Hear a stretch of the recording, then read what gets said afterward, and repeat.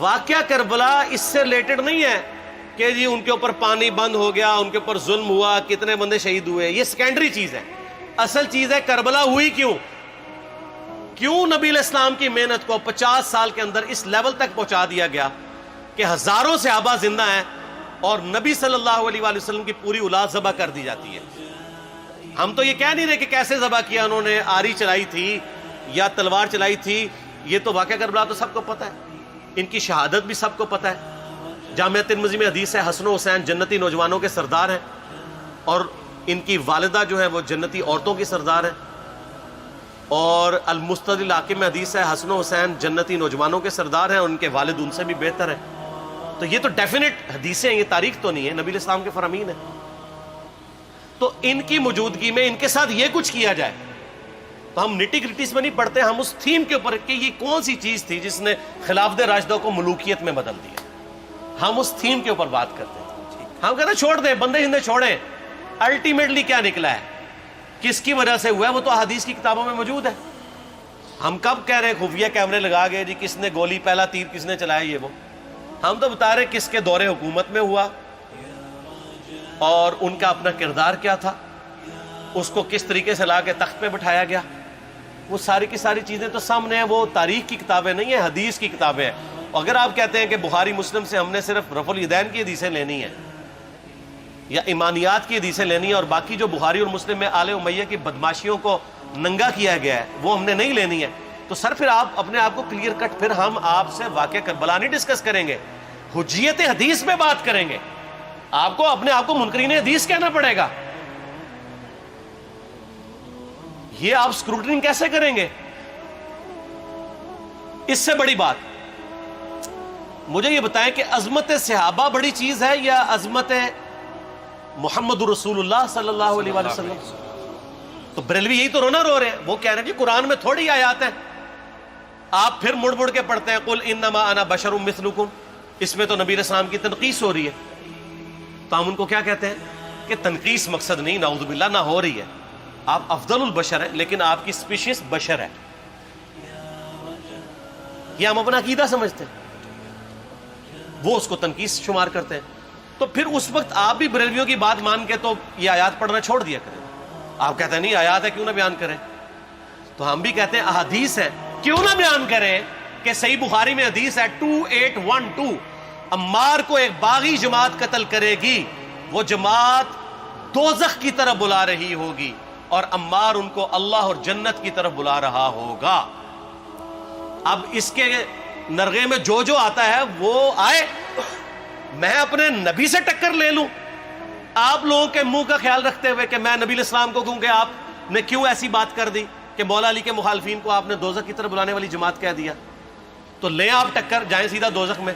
اور تھوڑی جرت کریں، آپ یہ کہا کریں کہ اے اللہ، اپنے لیے کہا کریں کہ اللہ تعالیٰ آپ کا حشر یزید اور یزید کے آباء و اجداد کے ساتھ کرے اور اس کی اولاد کے ساتھ. ہم کہتے ہیں کہ اللہ تعالیٰ ہمارا حشر جو ہے وہ مولا حسن حسین، مولا علی علیہم السلام اجمعین اور اہل بیت کے ساتھ کرے، آمین. اور آپ میں تو اتنی جرت نہیں آپ یہ بات بھی کر سکیں کیونکہ ان کو پتہ ہے. تو نبی علیہ السلام کی احادیث کو بیان کرنے کو یہ سمجھتے ہیں کہ جی اس سے مصیبت کھڑی ہو جائے گی، تو اپنے آپ کو منکرین حدیث ڈکلیئر کریں. پھر حجیت حدیث کا مقدمہ ڈسکس ہوگا، پھر کربلا نہیں ڈسکس ہوگی. اور یہ ٹی وی پہ بھی آ کے مولوی بیٹھے ہوتے ہیں، سنیوں کے بھی شیعوں کے بھی، مڑ مڑ کے جی وہ یزید نے یہ کر دیا. وہ یزید نے کیا کیا ہے یار؟ وہ تو سسٹم کا نمائندہ بن کے آیا جو پیچھے سے خراب تھا. یزید کو لے کے بیٹھے ہیں، یزید یزید یزید یزید. بھائی پیچھے سے معاملہ خراب ہوا. اگر نہیں یقین آتا تو یہ بخاری مسلم کی میں نے آلموسٹ 200 سے زیادہ حدیث مین اسٹریم کی کتابوں سے اکثر بخاری مسلم جمع کیے، پڑھے. اور سر میں نے تو ان کو چیلنج دیا ہے، یہ حدیثیں پڑھ کے نا اپنے ممبروں سے صرف ان حدیثوں کی تشریح اپنی پبلک کے سامنے کر دیں. نہیں کر سکتے تو وہ لعنت کے مستحق تو ہو رہے ہیں حق چھپا کے، اور قیامت دن کے منہ پہ لگام ڈالیے. اور پھر مڑ مڑ کے کہتے ہیں نہیں جی وہ کچھ چیزیں خاص ہوتی ہیں وہ عوام الناس کے سامنے نہیں کرنی چاہیے. وہ صحابہ کرام بھی بعض اوقات ایسی باتیں پبلکلی نہیں کرتے تھے. میں نے اس کے اوپر بڑا ایک میرا کلپ ہے یوٹیوب پہ، مولا علی سے متعلق 5 جھوٹ، تو میں نے کافی ساری چیزیں اس میں ڈسکس کی ہیں. لیکن میں یہ کہتا ہوں کہ اللہ کے بندو، جو چیزیں نبی علیہ السلام نے منع کی ہیں بیان کرنے سے وہ تو ہم ڈسکس کر بھی نہیں رہے. میں نے آج تک آپ کو منافقین کے نام بتائے؟ آپ نے حذیفہ ابن یمان کو بتایا تھے نا آپ صلی اللہ علیہ وآلہ وسلم نے, صحیح بخاری میں آتا ہے. تو میں نے آپ کو بتایا, آپ رازدار رسول تھے, وہ ختم ہوگی بات. میں نے کبھی ڈسکس کی ہے؟ اگرچہ میں نے صحیح مسلم کی حدیث 7035 نمبر ڈسکس کی ہے کہ نبی علیہ السلام نے فرمایا میرے صحابہ میں 12 منافق ہیں, وہ کبھی بھی جنت میں داخل نہیں ہوں گے یہاں تک کہ سوئی کی ناکے سے اونٹ نہ گزر جائے, اور ان میں سے 8 ایسا ہے جس کی کمر پہ دوبیلا پھوڑا نکلے گا. میں نے آج تک آپ کو بتایا کہ کس کس کی کمر پہ دوبیلا پھوڑا نکلا اور اس کی موت اسی پھوڑے میں ہوئی ہے, بتایا؟ تو میں تو وہ چیزیں ڈسکس بھی نہیں کر رہا, میں وہ چیزیں ڈسکس کر رہا ہوں جو نبی علیہ السلام نے علامات النبوہ میں بتائی ہیں. یہ امام بخاری حدیث نبوت کی دلیل کے چیپٹر میں لے کے آئے ہیں, اور امام بہقی نے 3500 احادیث پر مشتمل ایک کتاب لکھی ہے دلائل النبوہ, کہ ہم نبی صلی اللہ علیہ وسلم کو نبی کیوں مانتے ہیں, اس کے اوپر.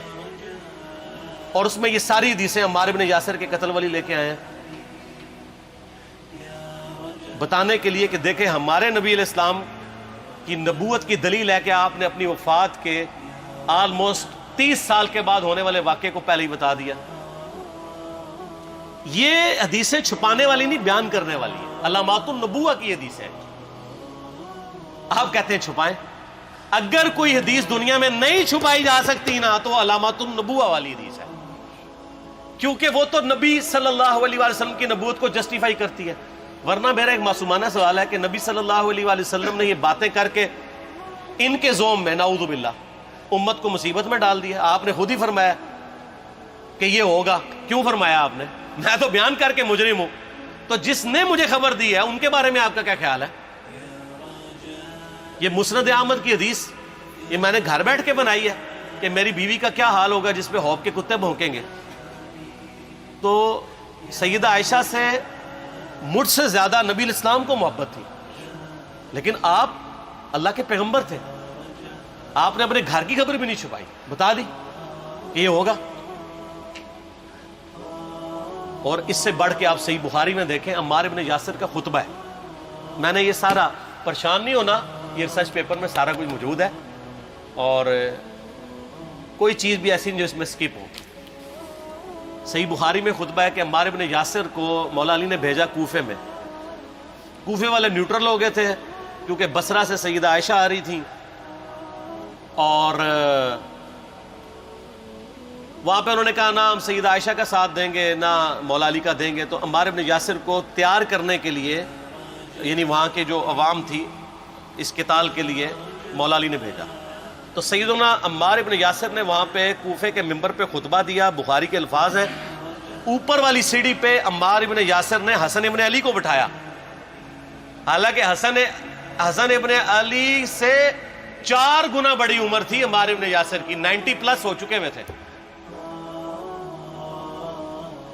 3-4 گنا ان کی عمر تھی, لیکن اہل بیت کا احترام کیا. خود نچلی سیڑھی پہ بیٹھے.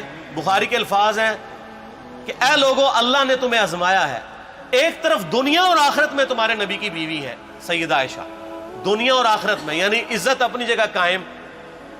یہاں لوگ سمجھتے ہیں کسی کی غلطی آ گئی تو پتہ نہیں کیا ہو گیا, وہ یار اس کا مرتبہ اپنی جگہ ہے, غلطی اپنی جگہ ہے, پیغمبر نہیں ہے وہ. اور دوسری طرف علی ابن ابی طالب ہے.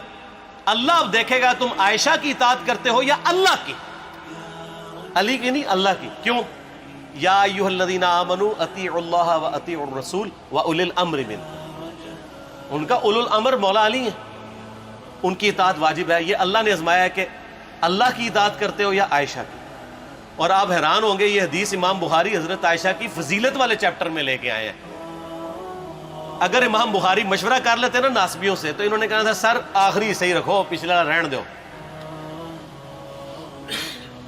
بلکہ پچھلے والا رکھو آخری والا رہن دو, کہ عائشہ دنیا اور آخرت میں. وہ حدیث گھڑنے کا میں آپ کو طریقہ بتاتا ہوں, کاٹ چھانٹ کرنے کا. وہ آدھی حدیثیں لکھتے ہیں نا, آدھی حدیث ایسے لکھتے ہیں امام بخاری کہ سیدہ عمار ابن یاسر نے خطبے کے دوران فرمایا کہ سیدہ عائشہ دنیا اور آخرت میں تمہارے نبی کی بیوی ہے, بس. لیکن امام بخاری نے پوری حدیث لی ہے, آگے وہ بھی ڈالا ہے کہ اللہ آزما رہا ہے کہ عائشہ کی اطاعت کرتے ہو یا اللہ کی، جیسے آپ کے علماء کر رہے ہیں۔ صحیح مسلم کی حدیث 6488 آدھی بیان کرتے ہیں سارے مولوی، بریلوی، دیوبندی، اہل حدیث سب، میرے صحابہ کو برا مت کہو، اگر تم میں سے کسی نے احد پہاڑ کے برابر بھی سونا خیرات کر دیا اور میرے صحابہ نے ایک مد یعنی 600 گرام خیرات کی، آدھا کلو، اس کے آدھے کو بھی نہیں پہنچ سکتا بس۔ حالانکہ یہ مسلم کی حدیث سٹارٹ اس سے ہوتی ہے کہ عبد الرحمن بن عوف کو خالد بن ولید نے گالیاں دی جھگڑے کے دوران، حالانکہ دونوں مسلمان تھے، دونوں صحابی تھے۔ آپ نے حضرت خالد بن ولید کو بلا کے ڈانٹا، فرمایا تم میرے صحابہ کو برا مت کہو۔ تو خالد بن ولید نے تو آگے سے نہیں کہا حضور میں بھی صحابی ہوں۔ ان کو پتا تھا کہ عبد الرحمن بن عوف نے اس وقت اسلام قبول کیا جب اسلام کا مطلب تھا مار، تکلیف اٹھانا، اور خالد بن ولید نے گولڈن پیریڈ میں صلح حدیبیہ کے بعد اسلام قبول کیا۔ میں اب تم لوگ یہ کر رہے ہو، تم لوگ اگر احد پہاڑ کے برابر بھی سونا خیرات کر دو، یعنی صلح حدیبیہ کے بعد والے لوگ میرے ان کے برابر نہیں ہو سکتے۔ اور جو فتح مکہ پہ معافی مانگ کے مسلمان ہوئے ہیں طلقاء، مؤلفۃ القلوب آل امیہ، ان کا تو لیول ہی کچھ نہیں ہے۔ یہاں تو خالد بن ولید کے بارے میں یہ بات کی جا رہی ہے، اور پھر وہ مؤلفۃ القلوب اپنے زمانے میں ممبروں پہ سب و شتم کروائیں سیدنا علی پر، تو سب سے پہلے تو ان کو کہنا چاہیے جن کے بارے میں حدیث تھی کہ تم صحابہ کو گالی مت دینا۔ ہم نے تو خیر کبھی دی بھی نہیں ہے۔ اور میں یہ آخری جملہ ان کو ایسا بولتا ہوں کہ جو ان کے دماغ تک ڈرل کر جائے گا کہ آل امیہ نے جو کچھ اپنے دور کے اندر سیدنا علی کی گستاخیاں کی ہیں نا، ہم نے تو ویسی کوئی ایک گستاخی بھی آل امیہ کے بارے میں نہیں کی ہے۔ میں نے آج تک آل امیہ کے اوپر بائی نیم کسی کے اوپر لعنت کی ہے؟ حالانکہ یہ مولا علی پہ کرتے رہے، یہ ہے لعنتی خود ہو گئے نا، جب مولا علی پہ لعنت کی تو لوٹ آئی۔ مسند ابی یعلا میں صحیح سند کے ساتھ حدیث موجود ہے، مسند احمد میں بھی موجود ہے کہ سیدنا علی کو جس نے گالی دی اس نے رسول اللہ کو گالی دی صلی اللہ علیہ وسلم۔ جب ام سلمہ نے کہا تھا، شیخ زبیر صاحب نے اس کو تحکیم میں صحیح لکھا ہوا ہے فوٹ نوٹ کے اوپر، کہ لوگوں تمہارے ممبروں پر رسول اللہ کو گالیاں دی جاتی ہیں، تو انہوں نے کہا معاذ اللہ، ہم کب کہیں گے، ایسا نہیں ہو سکتا۔